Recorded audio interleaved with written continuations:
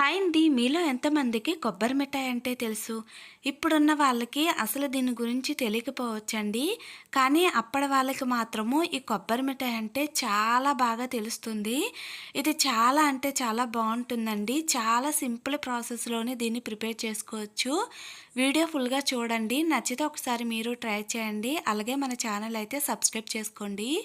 ముందుగా కొబ్బరి ముక్కల్ని 1 ఇంచు పొడవు మీద సన్నంగా అయితే కట్ చేసి ఇలా ఒక స్పూను నెయ్యిలోని 1 కప్పు కొబ్బరి ముక్కలు వేసుకొని మంచిగా వేగించేసుకోండి.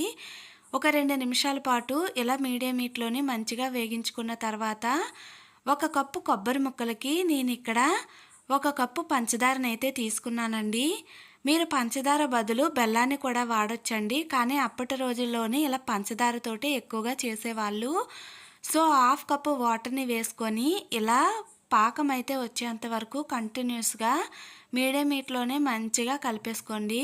సో, ఒక హాఫ్ టీ స్పూను యాలకుల పొడిని కూడా వేసుకొని దగ్గరికి అయ్యేంత వరకు ఇలా కలుపుకుంటూనే ఉండాలండి.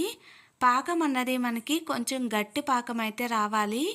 సో, పాకం వచ్చింది రాంది ఇలా వాటర్‌లో వేసుకొని చూసుకోండి. వాటర్‌లో వేసిన వెంటనే విడిపోకుండా గట్టిగా అవుతే మనకి పాకం అన్నది కరెక్ట్‌గా వచ్చినట్టు.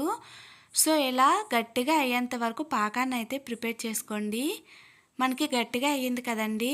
ఇప్పుడు దీన్ని స్టవ్ అయితే ఆఫ్ చేసేసి నెయ్యి రాసుకున్న ప్లేట్‌లోకైతే తీసుకోండి.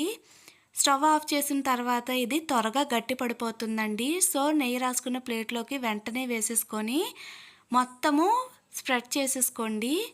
కొబ్బరి ముక్కలు అలాగే పాకంలోని మొత్తము ఇలా స్ప్రెడ్ అయ్యేంత వరకు కొబ్బరి ముక్కలైతే ఇలా స్ప్రెడ్ చేసేసుకొని ఒక పావు గంట సేపు పక్కన పెట్టుకున్నారంటే గట్టిగా అవుతుందండి. సో, పావు గంట తర్వాత ఒక్కసారి స్టవ్ ఆన్ చేసి ఒక్క నిమిషం పాటు ఉంచుకొని తీసుకుంటే మనకి ఈజీగా వచ్చేస్తుంది. సో, ఇలా కొబ్బరి మిఠాయినైతే ఒక్కసారి ట్రై చేయండి. మీ పిల్లలకి పెట్టండి. బాగా నచ్చుతుంది. నచ్చితే సబ్స్క్రైబ్ చేయండి.